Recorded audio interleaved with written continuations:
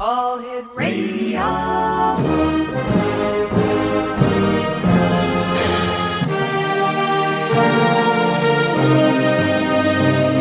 Welcome to the X Zone, a place where fact is fiction and fiction is reality. Now, here's your host, Rob McConnell.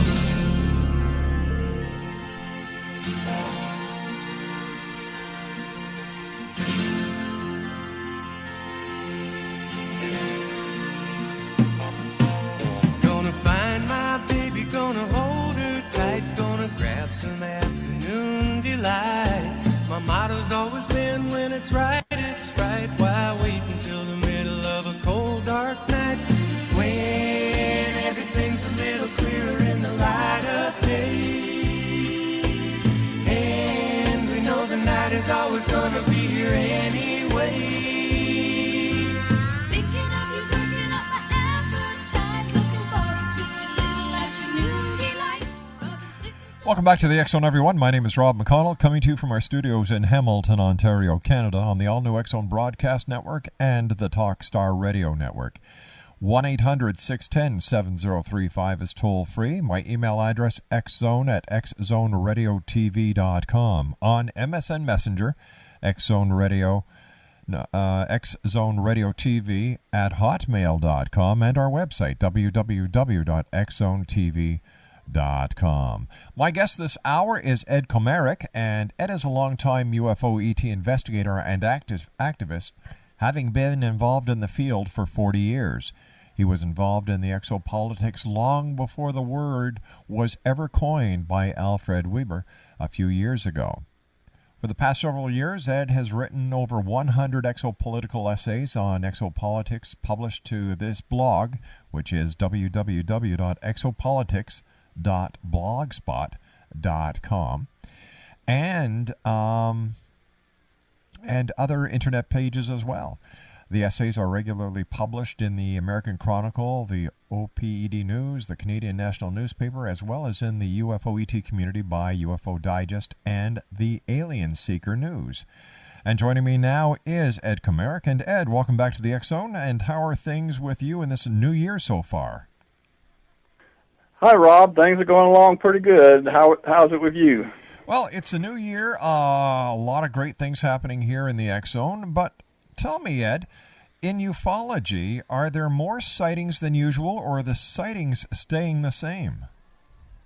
It obviously seems to be they're increasing. There was some stuff I saw on the internet about British UFO sightings, and there was a very marked increase in the last few years. So it's increasing worldwide, and also it seems like people are getting better and better pictures, even though we have problems, with people making better and better fakes. And so it's hard to tell the difference between, what's real and what's not as far as images are concerned. So, when you're dealing with images, it's a good idea to have witness testimony and a UFO researcher, check out the people involved that are, involved with promoting the images. Tell me, Ed, how long and how did you get involved in the investigation and study of UFOs? Well, I was born and raised in southwestern Georgia, which is way down in the deep south, and at 17 years of age, I had 1 year at a local college, and I decided to go out, strike out on my own, and go to Fairbanks, Alaska for my next years of college. And so at 17 in 1967, I went to the university and began at the University of Alaska. And Fairbanks at that time was a real frontier community, and downtown there were like lines of bars, with where college students would go down and drink and play pool. And I don't know for sure, but I expect in the middle of winter, on that first winter that I was there, I, went out to get some fresh air, which was, probably 40, 50 below zero at the time. And I walked by a little side street that had New Age bookstore above it. And I got curious and opened the door and was greeted by, warmth and incense and crystals and rows of books on the paranormal, UFOs, reincarnation, out-of-the-body experiences. And this just I just felt right at home, and it really blew me away. And I started reading up on the subject. And what happened was is it eventually created an existential crisis in my mind. I went through a very difficult 3 or 4 years in adapting to all this new information and expanding my worldview. But since that time, it's been up all the way, because I learned to discipline my mind and my mind and my emotions, and kick out depressive thoughts and things like that. So I've developed a very positive attitude for the rest of my life, and I've continued to be involved in all these different areas. But I've tended to focus on UFOs because it's one of those things that's where you can, there's evidence, solid evidence, where you can kick the tires, so to speak, crash retrievals and that sort of thing. So I've tended to focus over the years more on UFOs, but I'm still very interested in other aspects of the paranormal, because that's a much larger worldview or perspective in which the ET reality also resides, All as right, well as our terrestrial realities. Stand by, Ed. You and I have to take a 2-minute commercial break. Exonation Ed Komarek is our special guest. www.exopolitics.blogspot.com. Ed and I will return on the other side of this 2-minute commercial break as the X Zone continues from our studios in Hamilton, Ontario, Canada, on the all-new X Zone Broadcast Network and the Talkstar Radio Network.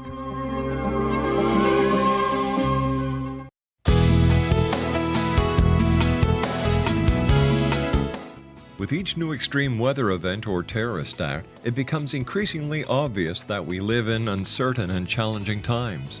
We all buy car insurance. Why not collapse and catastrophe insurance? Matthew Stein, an MIT-trained engineer and green builder, has written 2 outstanding books to help people prepare, plan for, and deal with everything from minor situations lasting a few days to full-on collapse.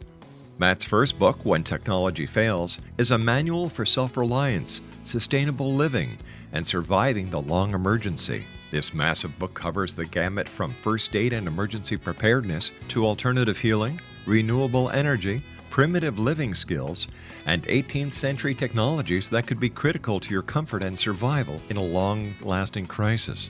Matt's second book, When Disaster Strikes, is a comprehensive emergency preparedness handbook and survival guide. When Disaster Strikes is an essential item for every family's go bag. Both books are available at all usual sources. There's a wealth of totally free information posted at whentechfails.com, and author-signed copies may be purchased at mattstein.com. That's www.whentechfails.com and www.mattstein.com.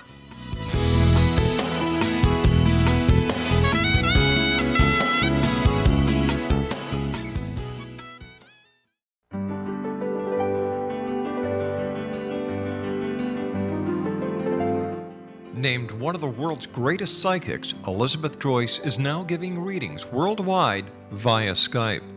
Elizabeth Joyce is recognized for her clairvoyant ability to help find missing persons, her analysis of dreams, past life regression work, mediumship, and her accurate predictions. Elizabeth has been a frequent guest on the X Zone radio show with yours truly, Rob McConnell, now for several years. For an appointment with Elizabeth Joyce, call 201-934-8986 or Skype at elizabeth.joyce. And for more information, you can always visit Elizabeth Joyce online at www.new-visions.com.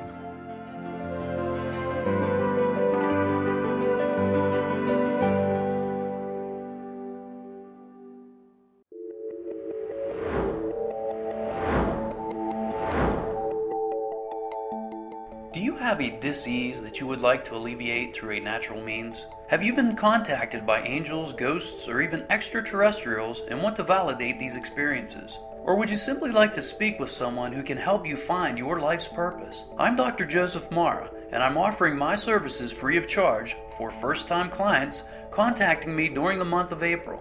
These free consultations include angel card readings, guided meditations, life coaching, and energy healing. If you have always wanted to explore these types of experiences but were skeptical or simply could not afford them, then take advantage of this free special offer. Contact me through my website, a guiding light spelled LITE.com to schedule your consultation today.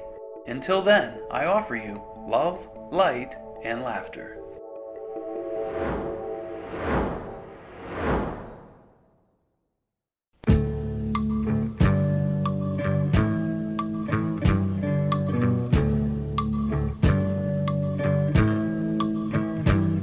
I feel it in my fingers, I feel it in my toes.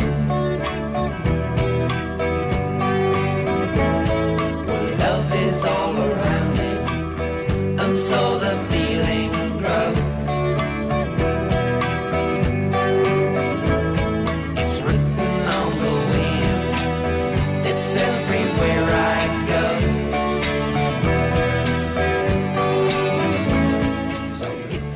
Ed Komarek is my special guest this hour. His website is exopolitics.blogspot.com. Ed, there are those that are uninformed, and they often ask whether or not the aliens actually pose any threat to us, and should we really care about it? The way that I look at it is, I actually wrote about a little bit about that in my latest article, is that each one of us as individuals, who have our little micro environments that we operate in, are very much influenced by the macro environment, or the terrestrial politics and economics.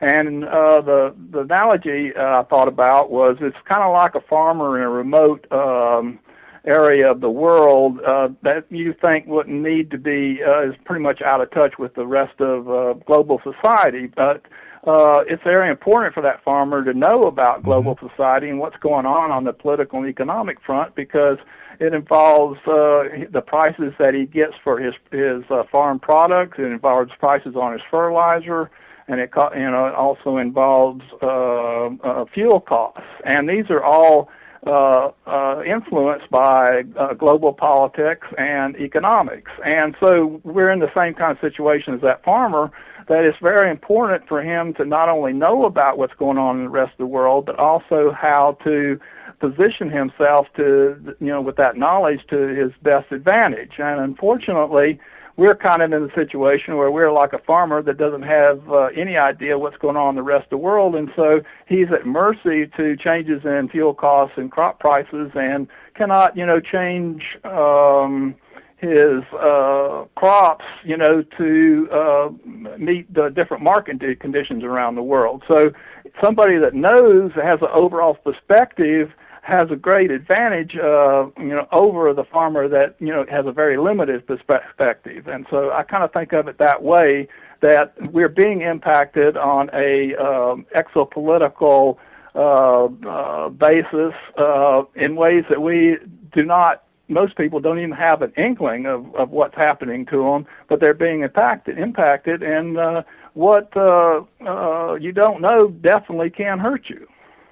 How do we know if we as an individual, or someone we know, or someone we love, is actually being abducted by these aliens or having contact with them?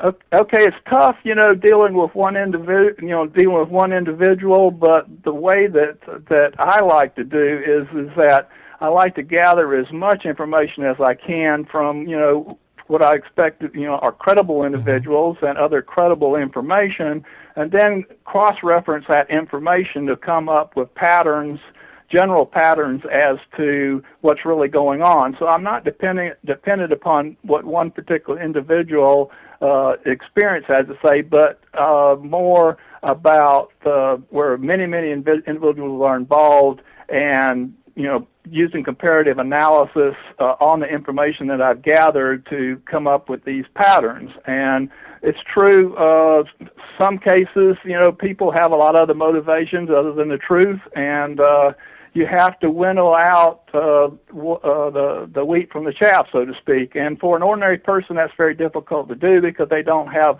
that much knowledge and experience, and let alone maybe the capacity to be able to sort things out. So that's where people like I, can be of great help to people, if they feel like my work and they feel that it's credible, I can give them the concepts in which to the overall perspective in which they can then begin to evaluate what an individual friend has told them or what their own personal experience is.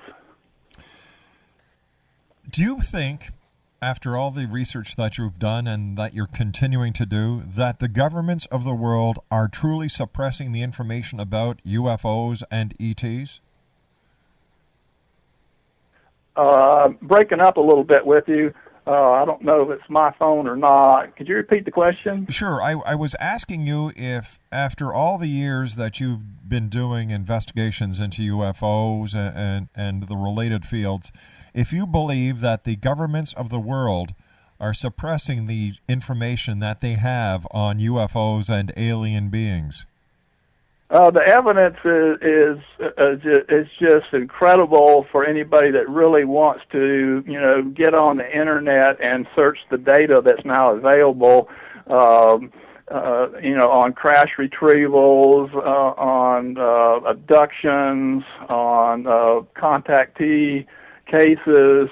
There's just a massive amount of information available to ordinary people, like I said, but the problem is people being able to sort that out. So there's no doubt in my mind that the information is being suppressed, and for a number of reasons. The first reason is that people were, the military and the political leaders and scientists were very afraid when spaceships started falling out of the sky, and their natural reaction after World War II was to classify everything and suppress the information until they figured out what was really going on. But unfortunately, the problem went from fear to greed, and a lot of corporations realized that they could make a whole lot of money off of reverse engineering extraterrestrial resources, for the marketplace. And so the cover-up switch, main motivator for the cover-up switch from fear to greed, and that's a real problem for our society and very damaging for us both spiritually, mentally, and emotionally, and even our environment.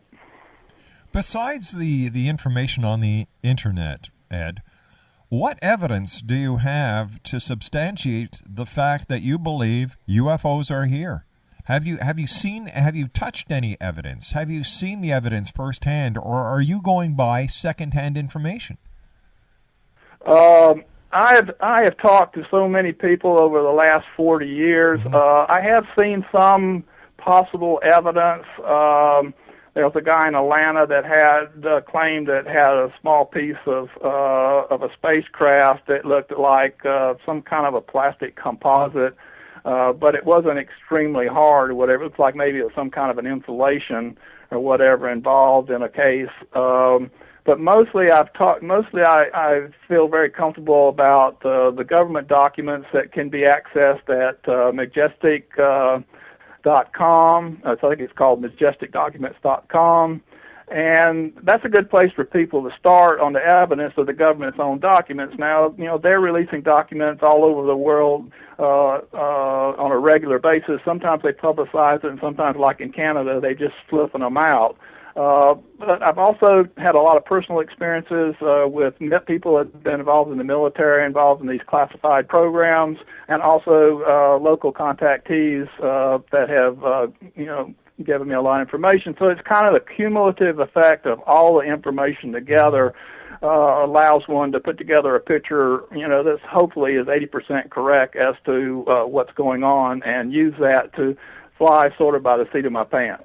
Now, you say you've spoken to members of the military who have worked on some of these classified projects. Now, what does this tell you about their credibility if they're willing to give you information that is classified? Well, they can get into a lot of trouble, but people talk, and some people feel so strongly about this that they talk to me, and my blog has been very helpful, and it not only is the way of distributing information and concepts to the younger generation that they can build on, but it also, allows me to build up a powerful intelligence gathering network, and people contacting me. But one example was Sam Stanland, who was a local guy, and I became good friends with an abductee daughter of his, and I interviewed him. And unfortunately, he made a mistake of he was supposed to get back to the Pentagon, and the Pentagon was supposed to get back with him, and they didn't. And when the Pentagon got back to him, they came down on him really hard. His trailer was burglarized, and he was given a whole new set of documents as to what military documents and everything. And not only was that bad, but they came down on a friend of his that hadn't even talked to me, and afterwards both of them went out and got drunk. And that's the kind of situation that you run up against is that, people, when they leak information, they got to be very careful about leaking it to me, because it can get them in a whole lot of trouble. And sometimes people are aware of that, and sometimes people like Sam Stanland thought that a lot of this information had been declassified, but it hadn't. And he told me about information that I had never heard before, that Jimmy Doolittle, he had seen pictures of aliens that Jimmy Doolittle had taken, and I'd never heard that in the UFO community before. And I called up John Lear and asked him about that, and John said that's interesting, because when John Lear first got interested in UFOs, his mother got concerned, and she called Jimmy Doolittle a family friend, and he says, yes, it's real, but I can't talk about it. And so it's a very serious thing, and I protect a lot of my sources, very carefully. Let me ask you this question, and I'll give you over the news break to come up with an answer. Why would members of the military come to you and give you classified information instead of going to mainstream media where they could actually become whistleblowers? That makes no sense to me. Okay, do you want me to continue here? Or no, we're going to take a break, and we'll be right back. Exo Nation, my guest this hour is Ed Komarek. His website is www.exopolitics.blogspot.com. That's exopolitics.blogspot.com. 1-800-610-7035, toll free throughout the U.S., Canada, and now worldwide at 1-800-610-7035, toll free. My email address is xzone@xzoneradiotv.com. On MSN Messenger, xzoneradiotv@hotmail.com, and our website, www.xzoneradiotv.com. I'll be back on the other side of this commercial break with the news as we continue from our studios in Hamilton, Ontario, Canada, on the all-new X-Zone Broadcast Network and Talkstar Radio Network. It's all around me, and so the feeling grows. It's written on the wind, it's everywhere I go.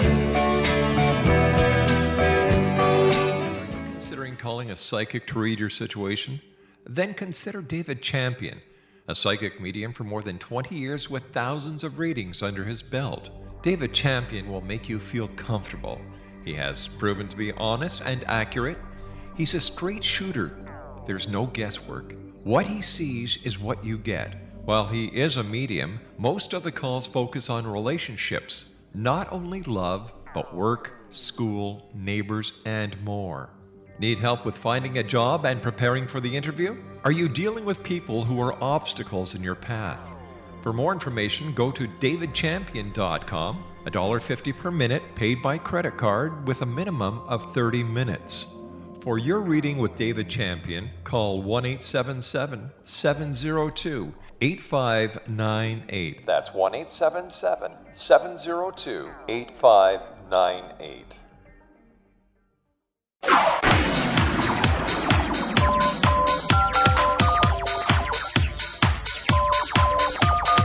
Now you can dial in to listen to the X Zone radio show from anywhere in the world with Rob McConnell 24/7, 365 by dialing 213-401-0080. That's 213-401-0080. If you have a mobile phone or landline, the X Zone radio show with Rob McConnell is now at your beck and call at 213-401-0080. That's 213-401-0080, 24/7, 365.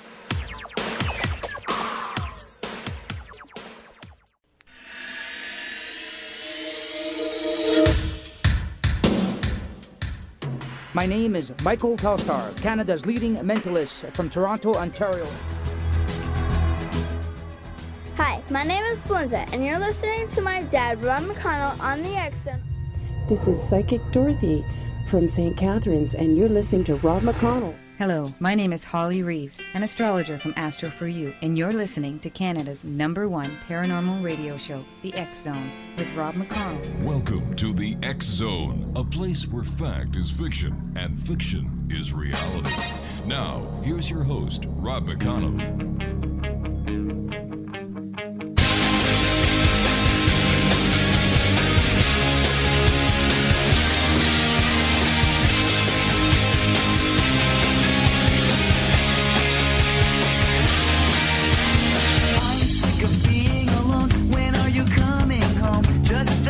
Of your face, I can remember smelling your hair. I'll meet you anywhere, somewhere that no one can retrace, somewhere where no one will know our faces. She has two arms to hold me, 4 legs to wrap around me. She's not your typical girlfriend. She's my alien. Welcome back, everyone. Ed Komarek is our special guest. Exopolitics.blogspot.com. That's exopolitics.blogspot.com. Ed, before we went to the commercial break, I asked you a question, and I didn't ask it to be sarcastic. I didn't ask it to be mean. I just can't understand why these whistleblowers are willing to talk to a researcher and an internet writer like yourself, instead of going directly to mainstream media, where if their evidence was substantiated and checked out and verified, would hit the worldwide listener and viewer audience? Well, what you have to understand is that most real whistleblowers, there's some that have gone public and, they take the heat.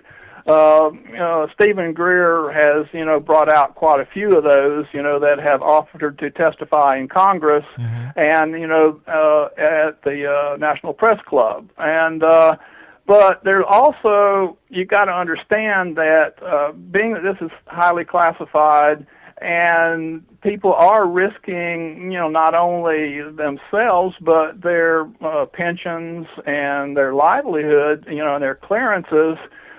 They don't want to go out into the public domain or talk to the mainstream press because this could all come down on them. So that's another problem that we have is a lot of times we can't give these people's names because that would expose them to severe repercussions. Legally there's a document out on the internet that says there's a $10,000 fine. It's JNAP 146. There's a $10,000 fine and a year in jail for revealing information on UFOs.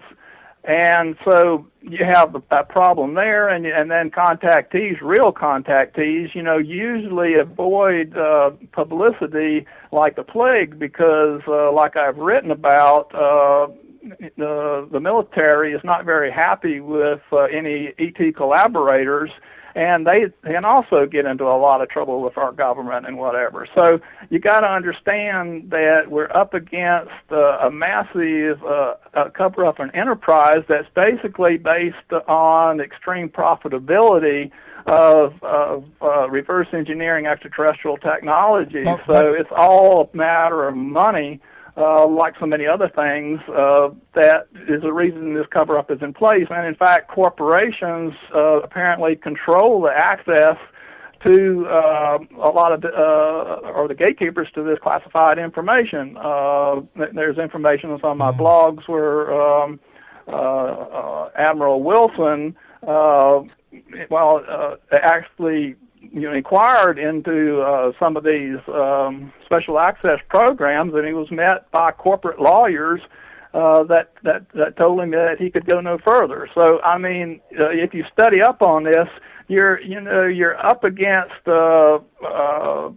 corporations that control governments, and they have a monopoly on this technology. And just like any other monopoly, they don't want the information to get out, because then they would lose their monopoly. And I call it the alien resource cartel, and I've written articles about it, and it's similar to OPEC, except that it's made up of corporations rather than countries. And this cartel came out with a guy that was the head of the Lockheed Skunk Works, and from the third cousin twice removed of the. I'm sorry. From the third cousin. Go ahead. Okay. And his name was Ben Rich, and you can look this up on the internet. And he said, he said that basically that this was no longer completely under the MJ12, the organization MJ12, which it was originally. That it had been spun off into an international board of directors, and so we have a lot of evidence like this, and you put it all together that, this is a very serious matter. A lot of money is being made. Well, wait a sec. Hold on here. What is the evidence? Okay, take Ben Rich's testimony. He was the head of the Lockheed Skunk Works, for instance. You can look him up on the internet. I've got links to him through a number of my articles. Just tell me what the evidence is. Okay, the evidence is that he came out and publicly said that we have the technology to take ET home, and he said that the whole UFO situation was no longer in control over governments, but it was had been privatized and was now being run by an international board of directors. And, that's just one little very small piece of evidence. Now, if you want to get into documentary evidence, people can go to majesticdocuments.com. Well, wait a sec. Hold on here. Wasn't the Majestic 12 documents debunked as a hoax? Oh, of course, anything that comes out that gets serious interest is going to be debunked by somebody, because that's part of the program. Oh, wait a minute, Ed, discrediting this phenomenon. Ed, wait a minute. Hold on here. If it's plausible and people believe it, then it's real. But if people cannot substantiate its validity, and serious people question its validity, then it's all part of a conspiracy. Maybe that's why the mainstream media doesn't take ufology very seriously, because there's a lot of talk, there's no meat, there's no evidence. There's a lot of claims that the UFO community makes, Ed, that cannot be substantiated. Well, I think that is simply not true, that anybody can go and look up this evidence for themselves, like I just talked about Ben Rich's testimony. You can talk about Admiral Helen Carter. He was the first head of the CIA. He came out to say that, UFOs were real. It's on my blog, some of his quotes. Barry Goldwater went up to Curtis LeMay, who was involved in all this, and Curtis LeMay said, and asked him about the bodies and crashes at Wright-Patterson's Air Force Base. This was Goldwater, your presidential candidate. He was also an Air Force general. He went up to Curtis LeMay, and Curtis LeMay said, don't ever ask me that question again. And you can look that up on the internet. I mean, you can see so many quotes and so many famous people and well-known generals and military people and politicians and whatever. The evidence is overwhelming, but the debunkers would have you believe that there's no evidence. And there's an overwhelming amount of evidence. And these bunkers, a lot of them are basically running counterintelligence on the public to keep the public from knowing what the truth is. Get back to earth for a second, Ed. There are people out there who are as logical and as serious as any of the people in the UFO community would only hope to be. All people are asking for, instead of all this crap that's all over the internet, and all these woo-woo pictures, and all these claims that can never be substantiated, is proof. That's all the world wants, is proof. And you know, if the government does have information, well, let me give you this scenario. Tomorrow, President Obama calls a press conference that he is going to tell the world exactly what the United States of America has on UFOs. At a press conference, the President of the United States comes out and says, the truth of the UFO matter is we have no information. The UFO community would automatically say it was a bunch of bunk, that the President of the United States was lying, and that the cover-up was still in place. But what happens if he was telling the truth? You see, I believe that it's the UFO community that is maintaining the conspiracy, because as long as the UFO community can convince people, talk about a counterintelligence operation. I think the UFO community is doing a great job on this myself. As long as the UFO community keeps the government conspiracy theory alive and well, they don't have to provide any evidence of the existence of UFOs. Why not? Because the government knows they have all the evidence. So you see, it's not only the people on the outside looking in who believe that there's a conspiracy theory, but I believe, and so do many other people, that the UFO community is maintaining the government conspiracy, and it has nothing to do with the government.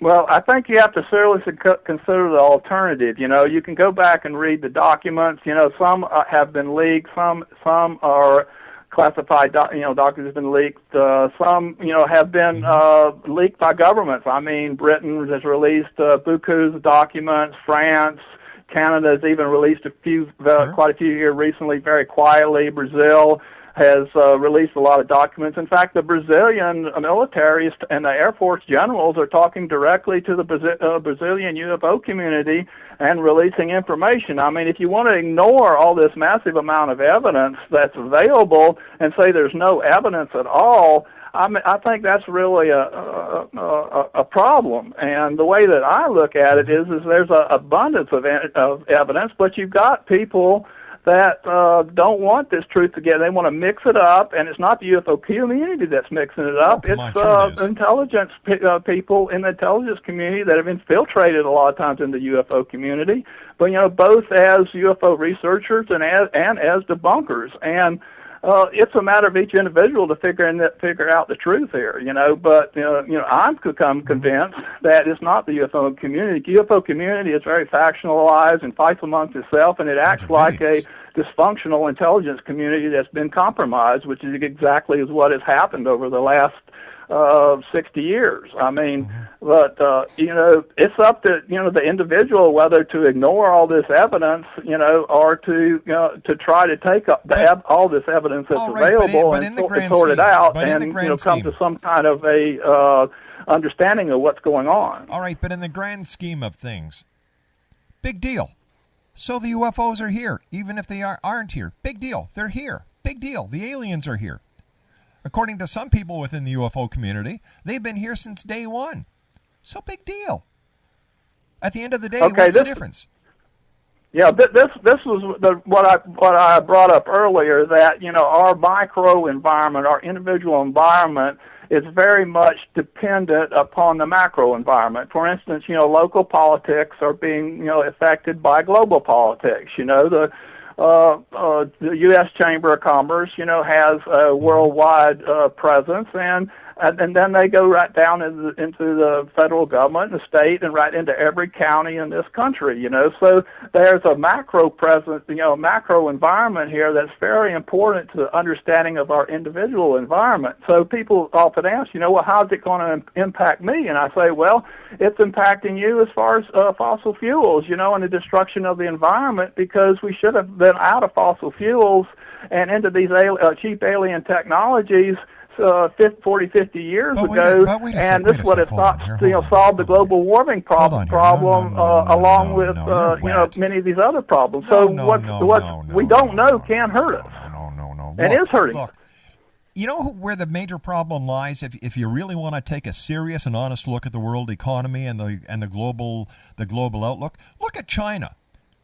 Take a look there. That's where a big problem of global warming is coming from, not aliens. And don't you think that if this alien so-called technology was around by now, it would have slipped out, and one of the other countries in the world who would love nothing better to do than to smear the great United States of America would come out with the unequivocal proof that the United States has been lying all these years, and that here is a crashed UFO, here is a dead alien, and look, here's a turbo thrust booster from a Star Trek that has been circling this earth. And don't you think that would have happened by now? God, if the President of the United States can't have a presidential affair in the most secure building in the world without the world knowing months later, how in the name of God are you going to suppress all this so-called reverse technology? It makes no sense. Okay, well, you have to understand that there are whole aspects of the intelligence community that work to suppress this information. As soon as it gets out in a local newspaper or something, then the CIA picks it up. Next thing you know, you got somebody knocks on your door that's a salesman that say you've got some physical evidence or claim to have some physical evidence. Next thing you get a door from some salesman, and a salesman, talk to you about so-and-so product. Next thing, this discussion gets on the UFOs, and you said, oh, yes, I've got, this little piece of craft over here. Well, let me show you. And, the salesman say, hey, that's interesting. And maybe a week later, somebody comes to a guy's door with material seizures warrant, or he's burglarized, and the evidence is disappears, and all he has is a good story. I mean, this has happened, time and time again. You're up against. And you really believe this stuff? Well, anybody, if they want to take the time to really look at the evidence that's available and not just, come up and say there's no evidence, like a lot of the debunkers do. If they really want to look at this evidence, take all the little bits and pieces. Like I say, it's like a vase. When you suppress information, it's like breaking a vase, and you have to pick up all these little pieces and try to put them together into the original condition of the vase. But that's is difficult enough. But and then we've got to say so long for this guy just doesn't know when to stop talking. All right, gang. Ed, thanks very much for joining us. You go watch out for those little black men and those little black helicopters and those alien crunchers, because I'm sure they're going to be out to get you. And I guess I'm a debunker, and proud to be one. I'll be back on the other side of this commercial break as we continue right here from our studios in Hamilton, Ontario, Canada, on the all-new X-Zone Broadcast Network. Knows when something is wrong, when something doesn't belong. She can read in mind.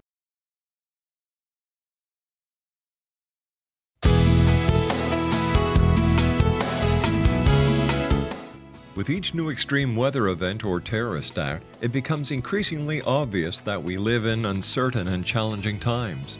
We all buy car insurance. Why not collapse and catastrophe insurance? Matthew Stein, an MIT-trained engineer and green builder, has written 2 outstanding books to help people prepare, plan for, and deal with everything from minor situations lasting a few days to full-on collapse. Matt's first book, When Technology Fails, is a manual for self-reliance, sustainable living, and surviving the long emergency. This massive book covers the gamut from first aid and emergency preparedness to alternative healing, renewable energy, primitive living skills, and 18th century technologies that could be critical to your comfort and survival in a long-lasting crisis. Matt's second book, When Disaster Strikes, is a comprehensive emergency preparedness handbook and survival guide. When Disaster Strikes is an essential item for every family's go bag. Both books are available at all usual sources. There's a wealth of totally free information posted at whentechfails.com, and author-signed copies may be purchased at mattstein.com. That's www.whentechfails.com and www.mattstein.com.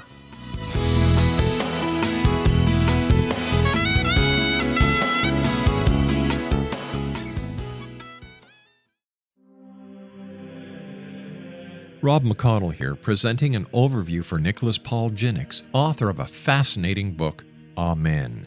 It presents facts revealed by Egyptologists, facts that enable us to understand why Amen is the beginning of creation of God.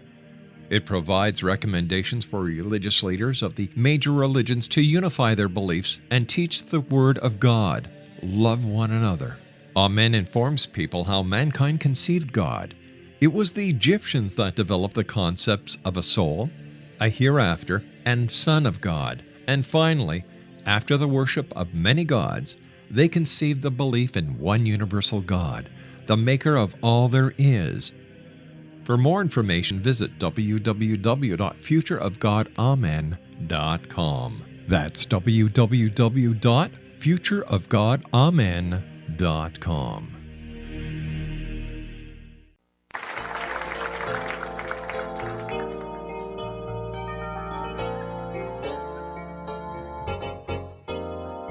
Well, I just got back from Roswell, where the aliens have been. And if you ask the feds the cause, well, they'll only lie again. Now I'm hunted by the gumshoes, and I'm wanted by the cops, 'cause they think that I might be the guy making circles in the crops. And I know that there's a conspiracy from the voices in my head. Elvis lives, that's clear to me. It's McCartney who is dead. And if the Mars man should come again and take me, I will go. I will take a trip on their rocket ship. God bless the UFO.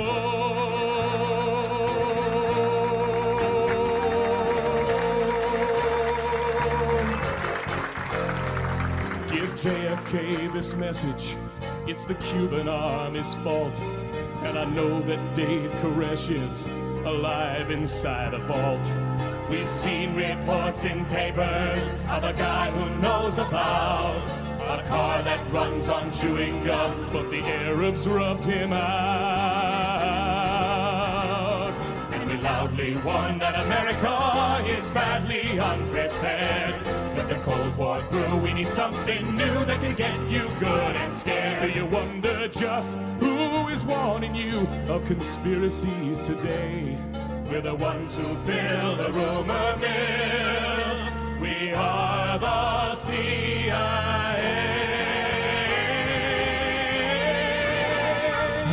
Welcome back. I guess I am officially now a UFO debunker.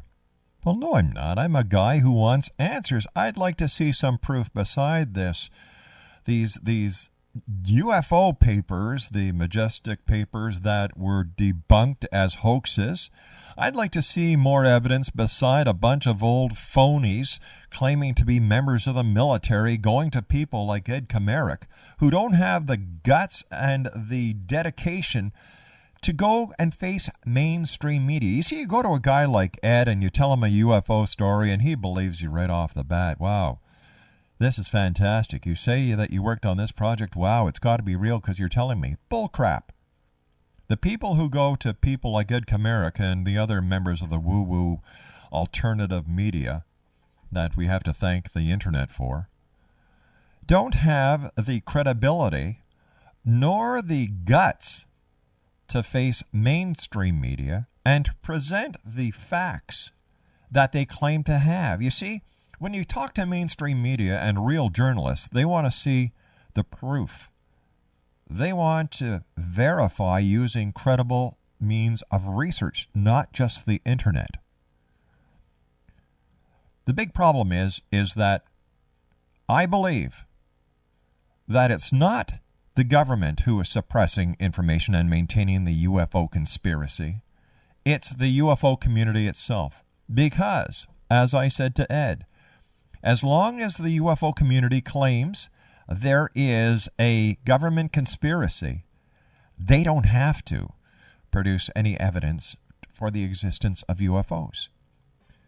Another thing that I didn't get a chance to ask Ed was, how does he know these people who come to him claiming to be members of the military are who they say they are? How do we know Ed isn't writing all this material himself based on his own personal beliefs, putting it on his blog or into the other newspapers, the internet newspapers that he contributes to? Because, he doesn't want to give away the identity of the person. Why not? Because maybe then we can actually call up the person and say, did you really say this? Where's your proof? I think there's a lot to be investigated into the UFO community, not on the government side, but in the people in the UFO community. there's a number of them in there who, as we've exposed in the past, have very shady pasts. We should start checking more of these people out. When it comes to UFOs, show me the proof. Maybe then I'll believe. I'll be back on the other side of this break. Don't go away.